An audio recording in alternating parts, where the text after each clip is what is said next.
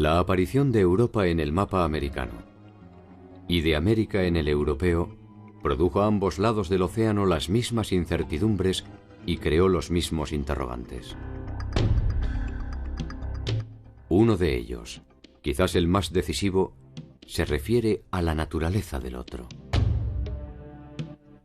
Esta diferencia es el germen de toda conquista, y sobre ella se edificó un mundo lleno de contradicciones, que intentó resolver sus tensiones con interminables improvisaciones. Resultó ser que el otro nunca fue el mismo.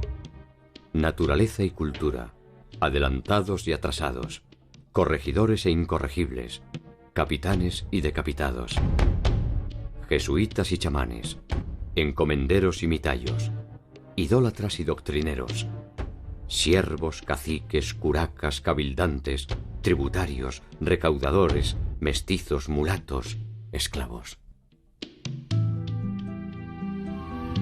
La hora de los héroes había terminado.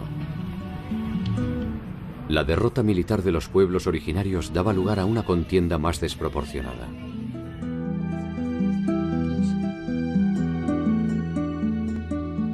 ¿Cómo se inventó el mundo colonial latinoamericano?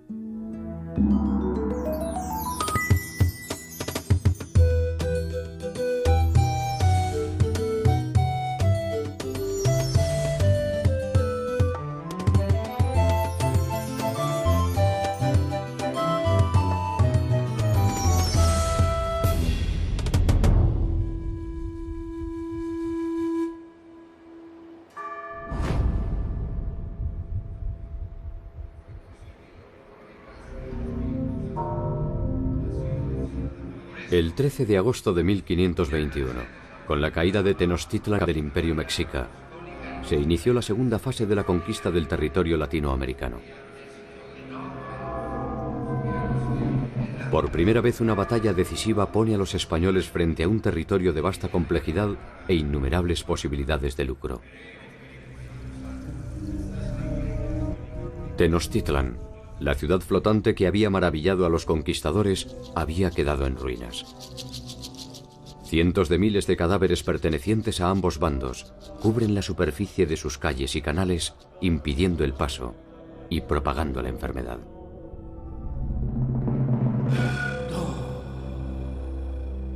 Los mexicas habían estado sitiados 3 meses sin agua potable, sin alimentos, y entonces lo único que querían era huir de la ciudad. Este fue, yo creo que uno de los momentos de mayor humillación para los mexicas, cuando tuvieron que huir de su propia ciudad y además ser sometidos a el saqueo, los vejámenes y los robos por parte de los españoles y de los tlaxcaltecas, ¿no? En particular les dolía el de los tlaxcaltecas. La derrota final de los mexicas fue obra del intelecto de Cortés y del coraje de sus aliados nativos, entre ellos los tlaxcaltecas, quienes fueron de hecho los vencedores de sus históricos enemigos.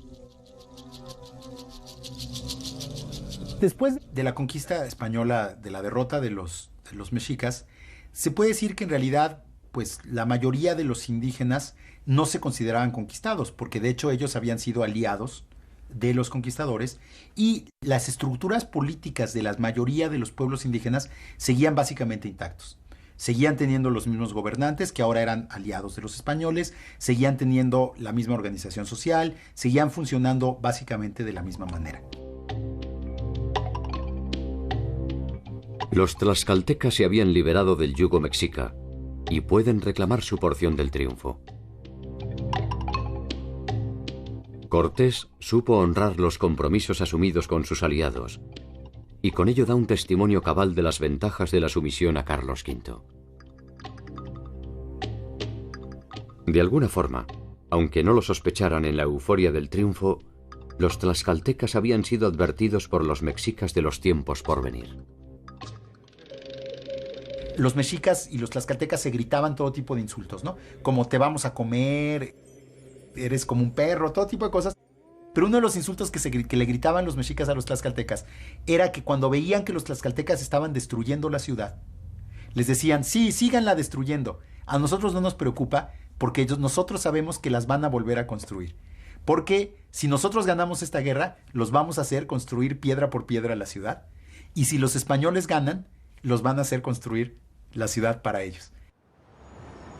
Y eso acabó siendo absolutamente cierto, porque unos años después Cortés decidió establecer la capital española en el lugar donde había estado Mexico Tenochtitlan, es lo que ahora es la Ciudad de México, y justamente fueron los propios indígenas, los aliados de los españoles, fueron los que ayudaron a reconstruir la ciudad, solo que ahora era para beneficio de los nuevos conquistadores.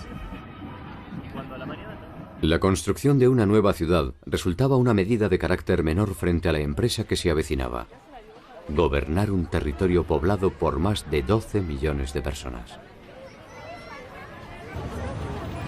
Lo que explica el que muchos pueblos indígenas se aliaran directamente a los españoles era que creyeron que este dominio español iba a venir a sustituir al azteca, que había sustituido al chichimeca, al tepaneca, y el tepaneca había sustituido al tolteca, y el tolteca había sustituido al teotihuacano, pero que iba a seguir siendo una transacción económica entre dos poderes completamente independientes y autónomos, digamos, que solo iba a ser una relación contractual económica.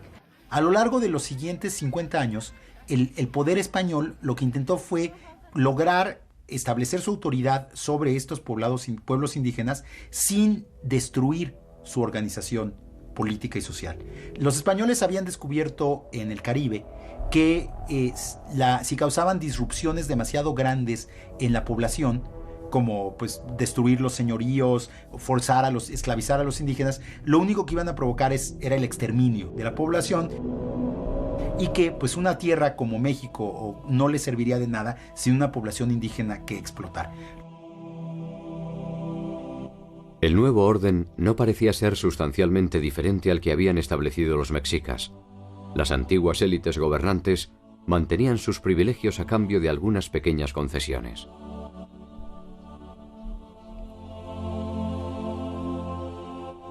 Incluso la nueva religión parecía ofrecer una relación más sosegada que la que había impuesto la última etapa del gobierno mexica con el incremento de sus prácticas sacrificiales.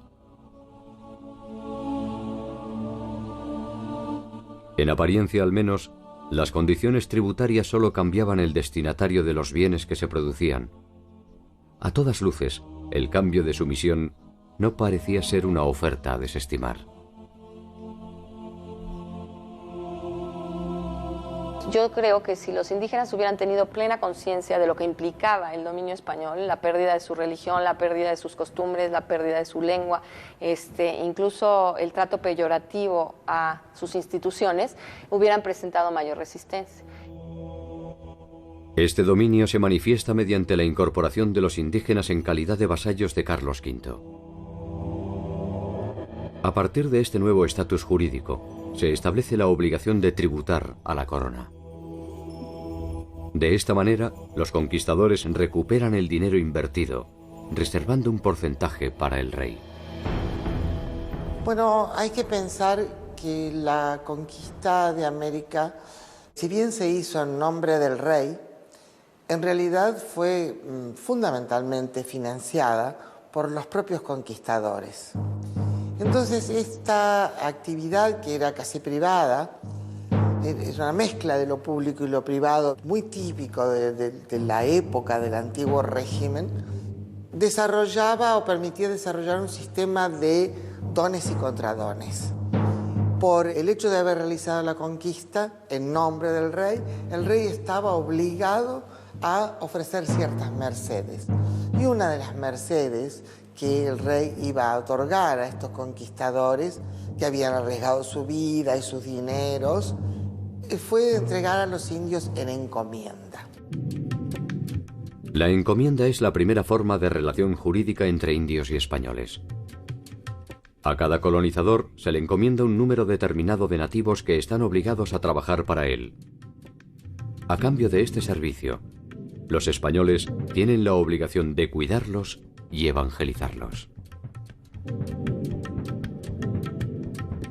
El conquistador va a recibir el tributo que debe ir al rey, el rey se lo cede y a cambio tiene que ocuparse de la salud, entre comillas, para la época, de los indígenas y sobre todo de la evangelización. Eso es la encomienda y estos señores son los encomenderos. La encomienda fue un sistema tan práctico como deficiente, y no tardó en generar conflictos. Los constantes abusos de los encomenderos sobre los indígenas provocaron protestas de los abusados y reacciones de las órdenes religiosas que presionaron a la corona para restringir las atribuciones de los encomenderos.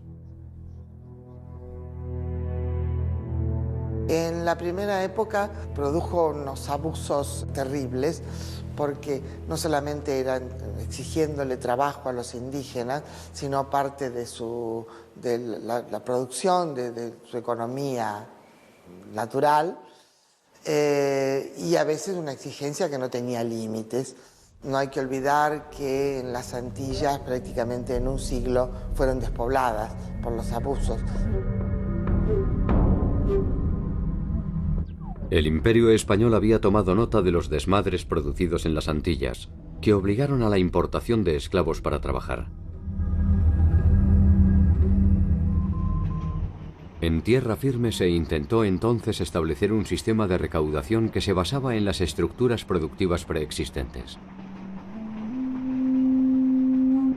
El calpulli en México y el ayllu en el mundo andino. El ayllu es un sistema que significa la propiedad comunitaria de un territorio, pero a la vez significa tener ancestros comunes. Entonces, este ayllu es la base de la comunidad. Bueno, el trabajo comunal es una tradición sumamente importante en el mundo andino, ¿eh?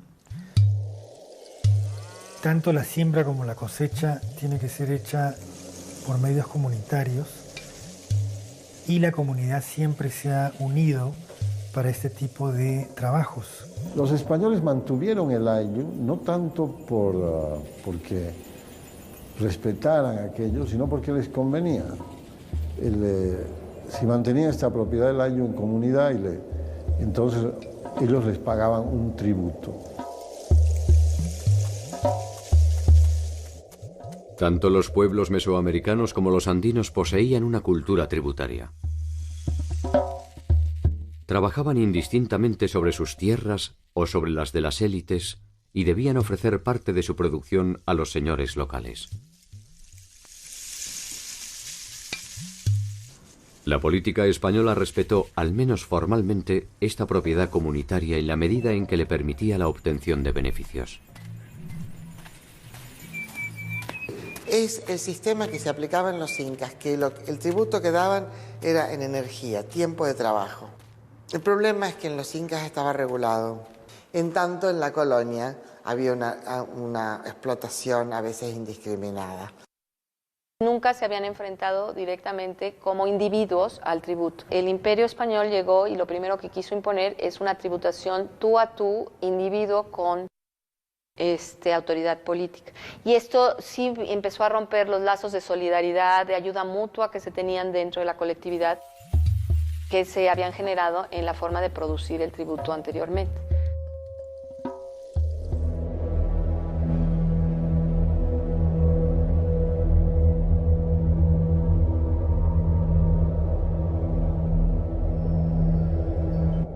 El diseño del Nuevo Mundo fue un largo viaje de marchas y contramarchas que, al menos formalmente, buscó siempre establecer una noción de orden.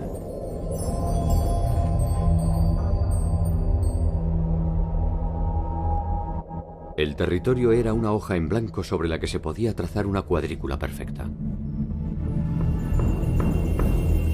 Cada uno de los solares, rigurosamente divididos por los conquistadores, eran entregados a los principales encomenderos que iniciarían así su lento y persistente camino hacia la formación de una nueva aristocracia.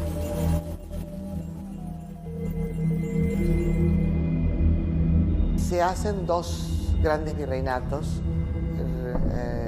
que duran como tales hasta el siglo XVIII, que es el virreinato de Nueva España, que abarca México, Guatemala, Panamá, y el virreinato del Perú, que toma prácticamente toda América del Sur.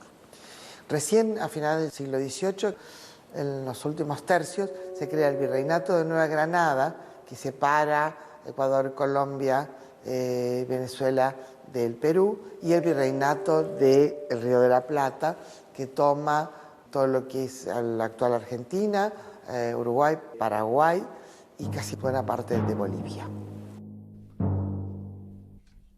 Estos vastos territorios exigen una organización adecuada que persigue objetivos variados. Desarticular las costumbres nativas, optimizar la recaudación y concentrar a sus habitantes para evitar rebeliones y resistencias. Finalmente, lo que la corona estableció en la segunda mitad del siglo XVI fueron los llamados pueblos de indios o repúblicas de indios, que eran gobiernos indígenas en los pueblos indígenas que tenían muchos elementos de los gobiernos prehispánicos, pero que los combinaban con los elementos del gobierno español. Los nombres de los cargos, gobernador, alcalde mayor, eran nombres españoles, pero las personas que ejercían esos cargos en muchos casos eran las mismas personas que habían ejercido el poder en tiempos prehispánicos o sus descendientes. La conversión y el control de los pueblos originarios se intenta obtener mediante la República de Indios. Una concentración de indígenas que intenta funcionar como un espejo de la sociedad española, recreando sus mismas instituciones y ofreciendo un espacio en el que la Iglesia podía perseguir, sin contaminación, su utopía cristiana. Pero hay que ponerse en la cabeza de la gente que vivía en esa época, cuya fe es auténtica, matizada de supersticiones, no muy pura teológicamente. Todo eso, por cierto, era así, pero de todas maneras hay una fe primitiva, podríamos llamarla, totalmente auténtica. Hay que tener en cuenta que en poco tiempo más, sobre todo después de la conquista, se va a producir la gran contrarreforma, la gran defensa de la Iglesia para defenderse de la reforma luterana. El impulso que toma la Iglesia a partir de esto y el asombro por el hecho de haber encontrado una sociedad y un territorio donde aparentemente la palabra del Señor no había llegado. Y frente a esto, la Iglesia Católica tuvo dos formas de reacción. Una reacción tradicional, conservadora, casi inquisidora, donde se perseguía cualquier tipo de desviación y de idolatría. En cambio, otras órdenes religiosas como los agustinos, franciscanos, jesuitas, pensaron que era imposible acabar con la religiosidad andina, porque se podía acabar con sus templos, pero no se podía derribar el sol ni acabar con la madre tierra.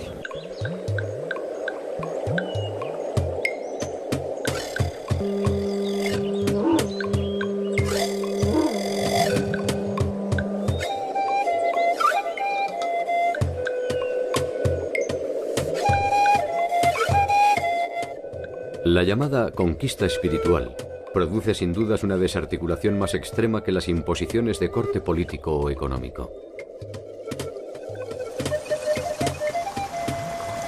Las religiones politeístas suelen ser más permeables ante la aparición de nuevos dioses. Las monoteístas, en cambio, son necesariamente fundamentalistas, puesto que reposan sobre un paradigma demasiado rígido como para tolerar digresiones.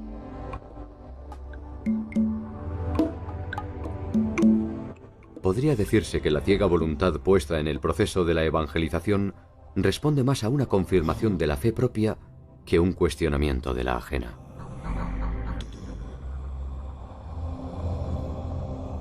En los primeros años, el éxito de la evangelización fue inmenso. Los frailes bautizaron a miles de indígenas, los indígenas asistían por millares a las misas. Parecía que el éxito militar había sido acompañado por un éxito religioso. Una evangelización que tiene tramos, que tiene un periodo muy ingenuo, creyendo que con bautizarse lograba la evangelización real. Después se dan cuenta que se necesita la catequesis, etcétera, que es necesario llevar cada vez más sacerdotes y más evangelizadores en general. y que es una tarea muy difícil y muy lenta, pero bueno, nunca se renuncie a esa tarea, nunca. Una vez terminada la resistencia militar, vino una resistencia cultural, mental.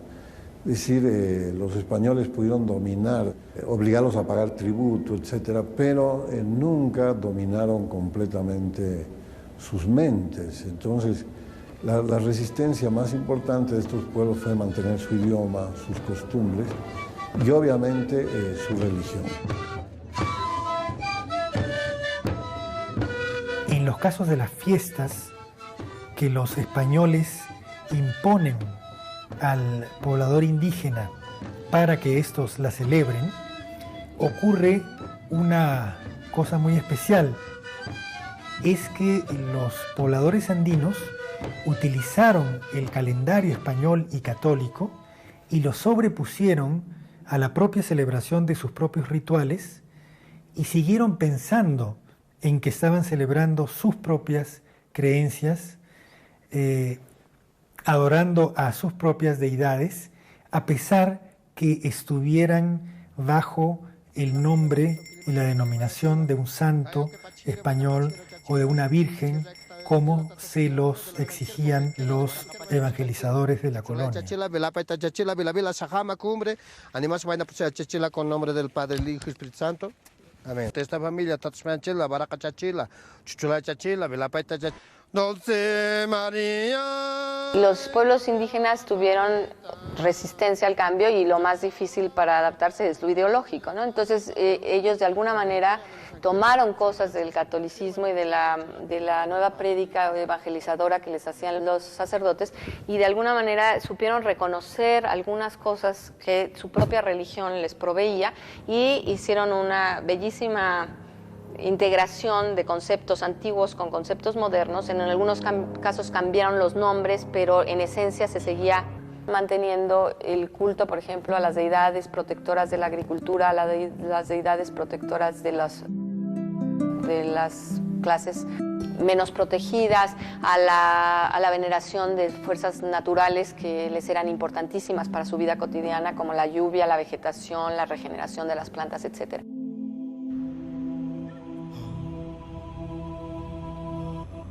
Estas continuidades religiosas prehispánicas producen una reacción que dará inicio a un interesante proyecto llevado adelante por una segunda generación de religiosos.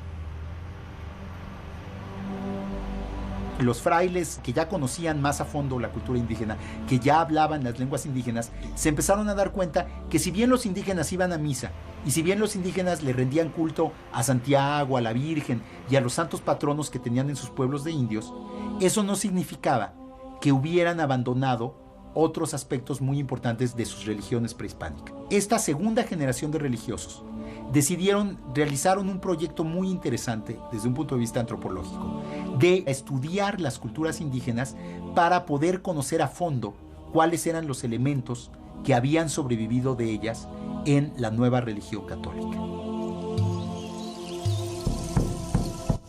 Esto da origen a una serie de obras memorables entre las que destacan La historia de las Indias de Nueva España, de Fray Diego Durán.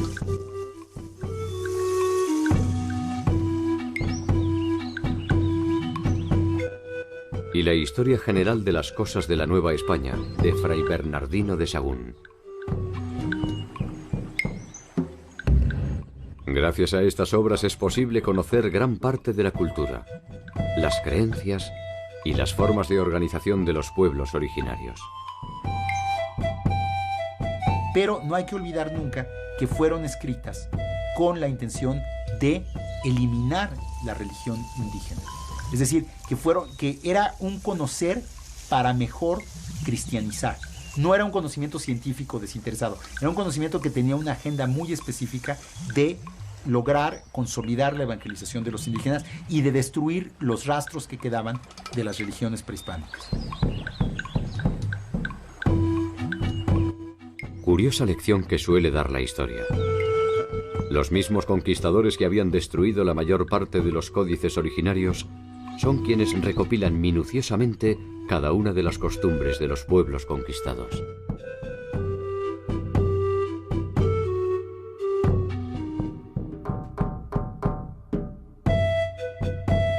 Tanto Sahagún como Durán persiguen objetivos específicos. Entender para destruir. Sin embargo, en ocasiones sus crónicas se abandonan a una contemplación que ofrece una visión distintiva de los vencidos.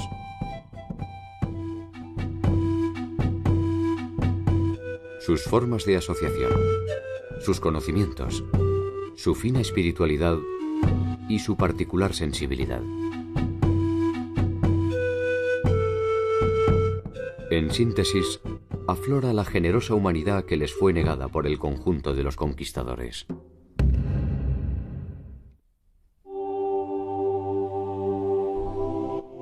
Tanto la corona española como la portuguesa intentaron establecer un modelo teórico de sociedad. La realidad no tardó en manifestarse sobre esta construcción fanática y, si se quiere, ingenua. Los límites estrictos entre la República de Indios y la de españoles se hicieron difusos. Las intenciones por preservar a los indígenas fracasaron.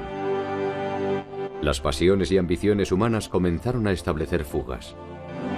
Pequeñas grietas que la legislación no podía contener. Todo está estructurado en las llamadas dos grandes repúblicas, la República Española y la República de Indios.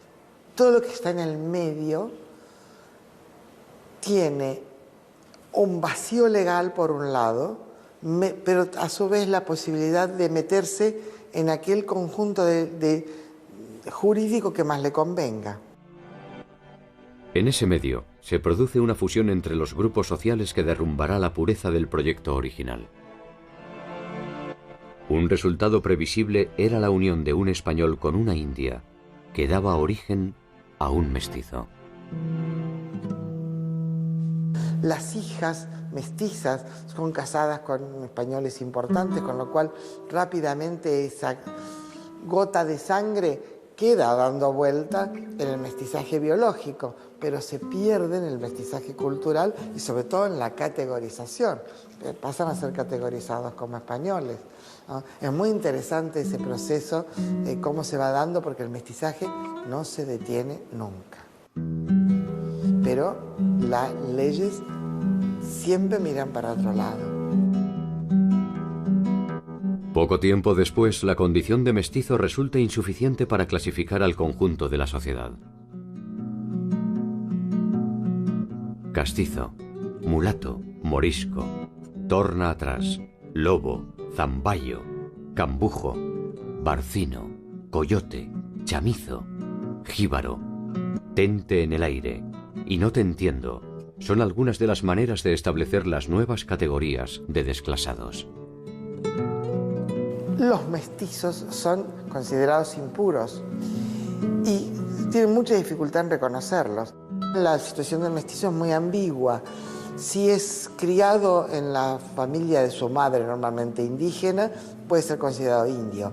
Si es criado en la familia del español, de pronto al tiempo puede pasar por español.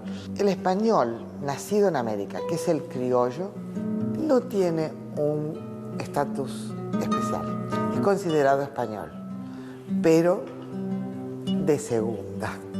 No hay una legislación separada para españoles americanos o españoles peninsulares. Hay sí una legislación especial para los indígenas, todo el tiempo.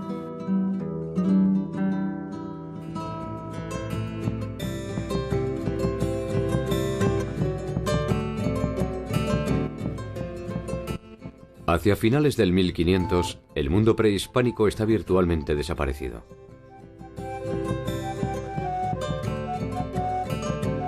Al mundo soñado por españoles y portugueses no le va mejor.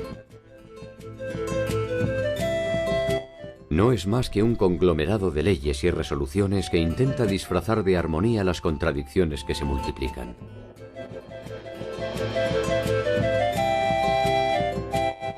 Latinoamérica se abre paso a su propio tiempo histórico. Una versión distintiva, original y profundamente desgarradora se precipita sobre toda la extensión continental.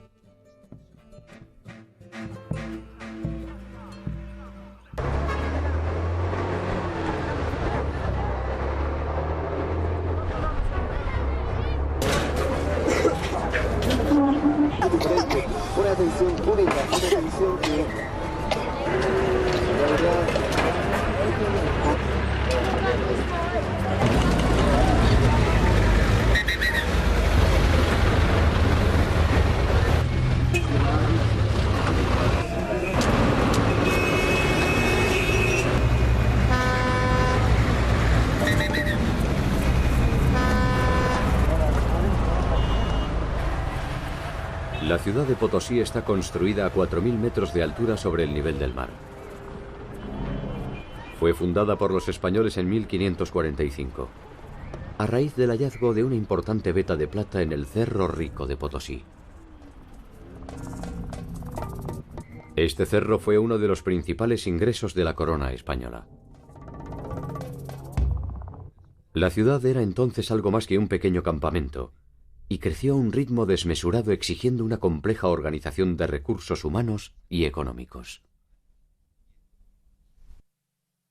Estas aguas están viniendo de lo que son las filtraciones cuando llueve, cuando graniza, ¿no? Y su pH es muy, muy ácido.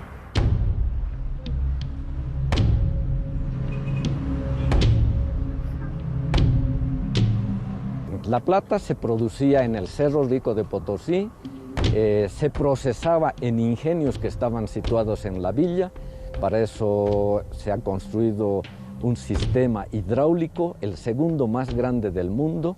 Se han construido ingenios para que puedan funcionar ruedas hidráulicas, que era el único equipo prácticamente industrial. El resto ha sido trabajo manual.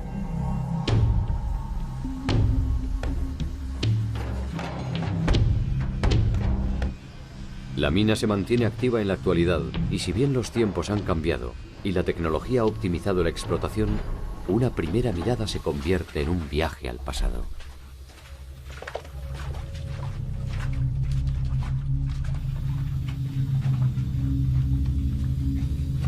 En el interior de las galerías resuenan las mismas voces, los mismos gemidos y los mismos silencios que agigantaron su oscura leyenda.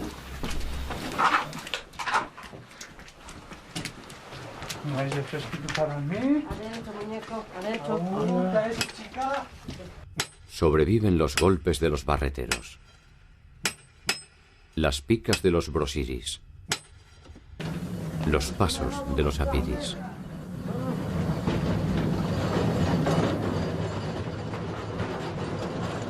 Durante el Imperio Inca, la población estaba obligada a realizar turnos de trabajo obligatorio para beneficio de los curacas locales que representaban al incario.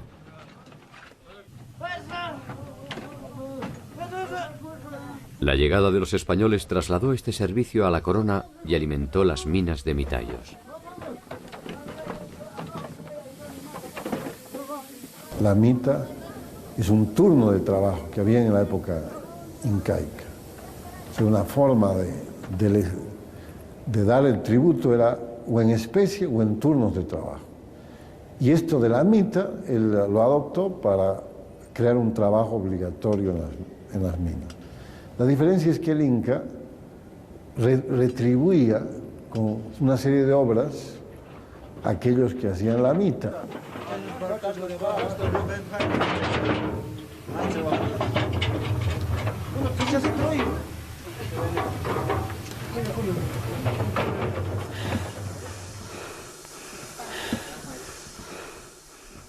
$4.500 mitayos trabajaban durante una semana ininterrumpida en el interior de las minas.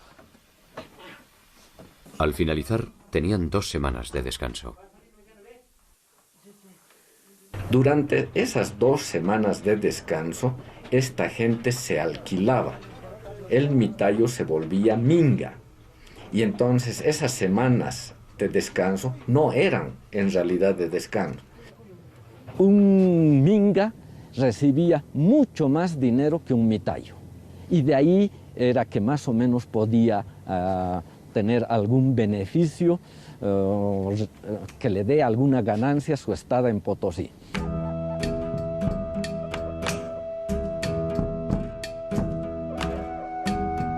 Todos los yacimientos en América fueron de la corona. La corona aprovecha el trabajo forzado de los nativos para su enriquecimiento. La corona recibía 1/5 de la producción y el resto era de los mineros. Los mineros a su vez contrataban o pagaban a los mitayos 2 reales por semana. Este es un monto sumamente bajo y como era trabajo de coacción, los nativos tenían que venir a Potosí con su comida, con su ropa, porque los 2 reales no alcanzaba prácticamente para nada. La leyenda sostiene que la cantidad de metal extraído del Cerro Rico sería suficiente para construir un puente de plata que uniera Madrid y Potosí. Ese puente hipotético sin duda se hubiera construido con el sudor de los mitayos. Cada 7 años, cada uno de ellos debía cumplir 1 año de trabajo obligatorio en las minas. En los momentos de mayor producción, Potosí albergó más de 13.500 hombres provenientes de distintas y distantes regiones del mundo andino.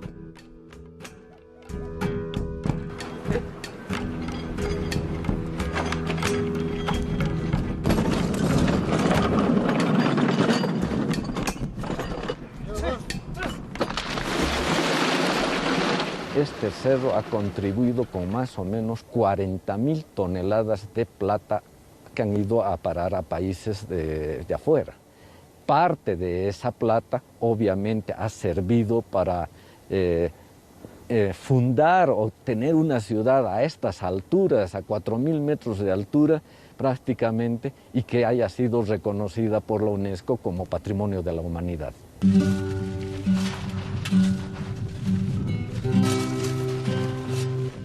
A medida que el cerro se vacía, la ciudad se llena de tentaciones. Los mitayos viven en las parroquias de los suburbios, muchos de ellos lejos de sus familias, juntando uno tras otro los reales que les permitirán, además, pagar el tributo que les exige el rey por la gracia de haber sido descubiertos.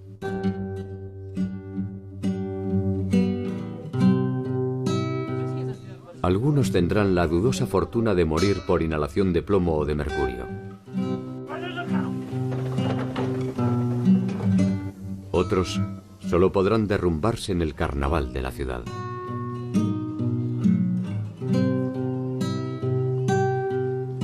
Una ciudad que tiene dinero siempre es atractiva, por más que la gente no logre alcanzar sus objetivos. Uno prefiere vivir en una ciudad atractiva, donde hay comercio, donde habían muchas festividades, se festejaba mucho, se tomaba mucho y no querían regresar ya a sus ayllos. Entonces empieza a haber un despoblamiento de las provincias mitarias.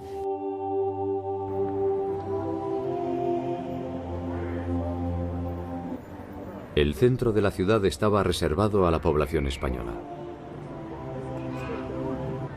Allí parecía ser posible el sueño de El Dorado. Funcionarios, azogueros, comerciantes y religiosos vivían su propia ilusión de prosperidad en la medida en que el férreo monopolio español se lo permitía. Nada debía entrar ni salir de Potosí sin la anuencia de las autoridades.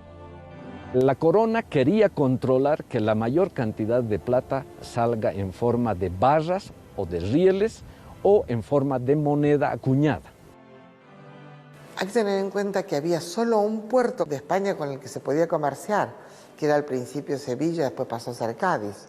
Ni siquiera se podía comerciar con otros puertos españoles. Y estaba todo el sistema de galeones que venían una vez por año, tenían que enviarlos con custodia, con barcos armados por los ataques de los piratas. Esas flotas llegaban o a Veracruz, en México, el Virreinato de Nueva España, o a Portobelo, en Panamá, para el caso de América del Sur. Ahí tenían que atravesar el istmo por tierra, volver a embarcar y otra vez un monopolio. El único puerto habilitado era Lima. El circuito inverso se originaba en Potosí. La plata extraída se trasladaba en caravanas de llamas hasta San Marcos de Arica. Desde Arica se trasladaba al puerto de Lima. En Lima se juntaban con las producciones de otros lugares, también del Perú, y se cargaban a galeones hasta Panamá. Nuevamente, por mulos, caballos o cualquier fuerza animal, se llevaba a Porto Bello. Y de Porto Bello a La Habana, Cuba, donde finalmente se hacía el carguío de la plata mexicana, la plata peruana, la plata potosina. De La Habana salían los galeones 2 veces al año y llevaban la plata hasta Cádiz, de Cádiz a Sevilla, y en Sevilla esperaban los mercaderes, esperaban todos los que cobraban por haber dado el dinero para el trabajo en las minas en América. Comerciar una vez por año era absolutamente complicado, ¿no? Y porque era complicada después la red en la cual había que producir la distribución de mercaderías. De alguna manera vienen muchos más barcos, con permiso, sin permiso, legal o ilegalmente. Hay mucho comercio de contrabando. El contrabando es la manera de sortear la restricción de la corona y también la forma más aceitada de movilidad social. Mulas, tejidos, carnes, esclavos y objetos suntuarios llegan a Potosí provenientes de Brasil y Buenos Aires. De Potosí siempre sale lo mismo: plata para la corona o plata para los dueños de las minas y los funcionarios. Se estima que por lo menos 1/3 de la plata extraída elude el control de la corona y se utiliza para poner en marcha el comercio ilegal. Comienzo del siglo XVII, hubo virreyes en Perú absolutamente entremezclados en contrabando, terriblemente mezclados, usando, por supuesto, firmas que los representaban, ¿no? Las autoridades de Buenos Aires también totalmente mezcladas con el contrabando, a pesar de que eran los que obligados a combatirlo. El tránsito hacia una economía mercantil se produce sin reparar en los caídos. La invasión europea modifica irreversiblemente el orden político y social. El repliegue de los pueblos originarios se tensiona entre la necesidad de mantenerse dentro del nuevo esquema y conservar de alguna forma la tradición que les da sustento. Los pueblos de indios y las reducciones concentran a la población. El control de estas unidades se establece por medio de prebendas y compra de voluntades.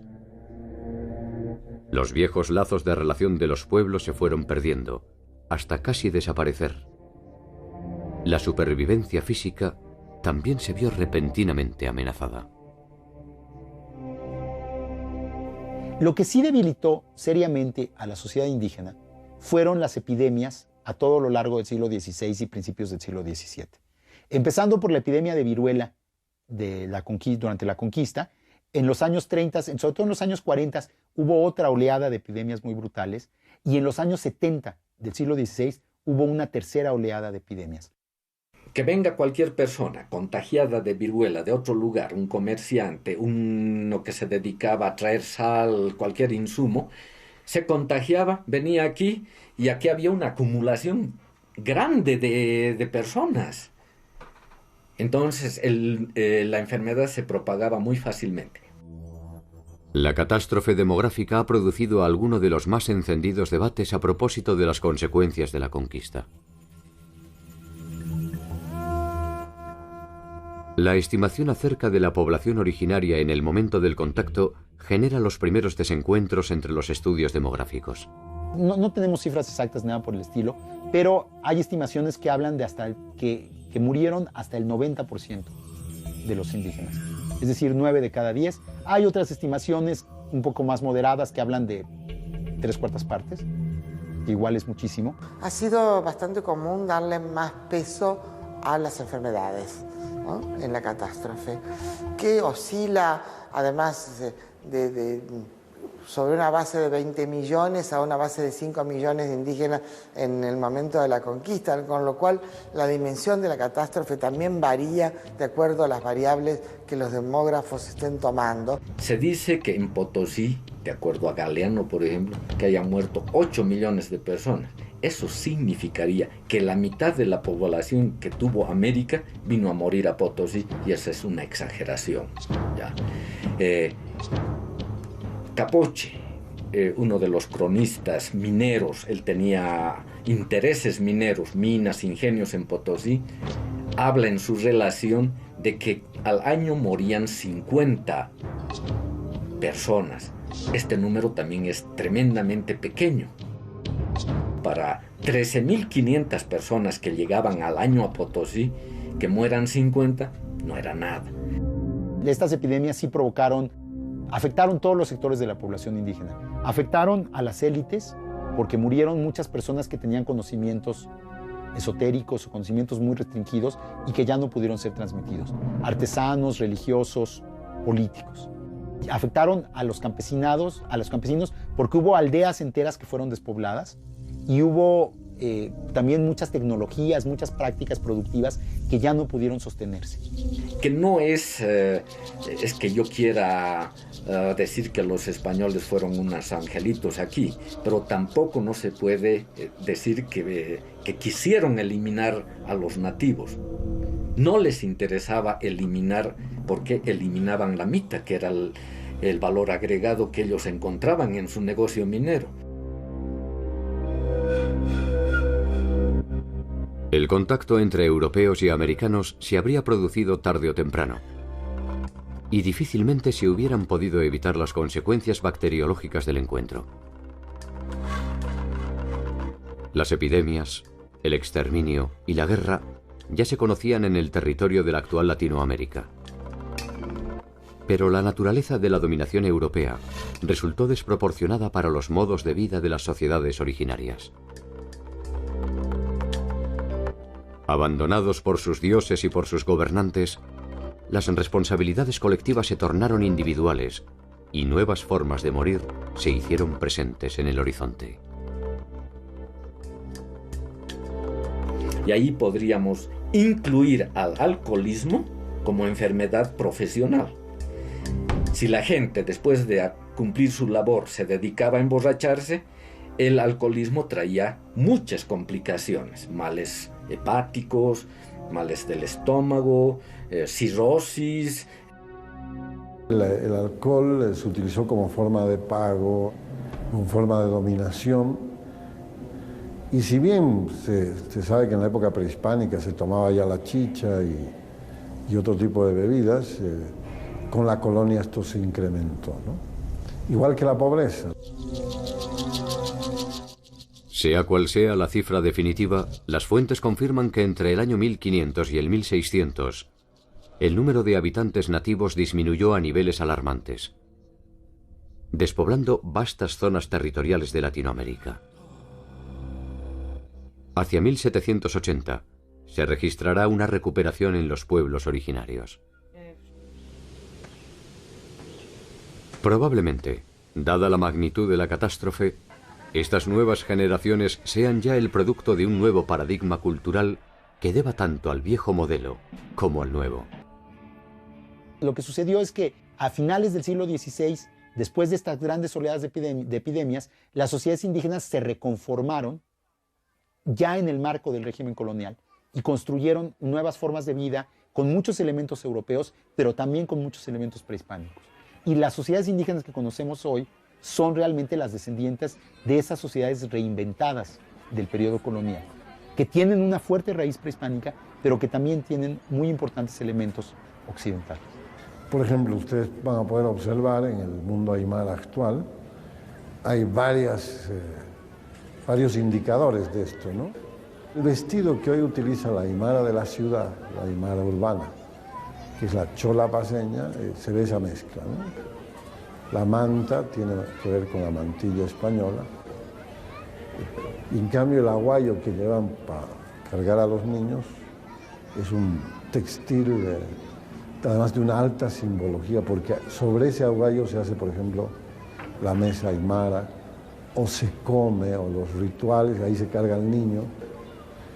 Todo eso muestra que es una vestimenta típica, pero a la vez muy mestiza, que toma de ambas partes. Así que la aculturación no se dio en el sentido de perder toda la identidad, pero sí fue una mezcla, ¿no?, de cosas, de contenidos culturales españoles que fueron adoptados acá.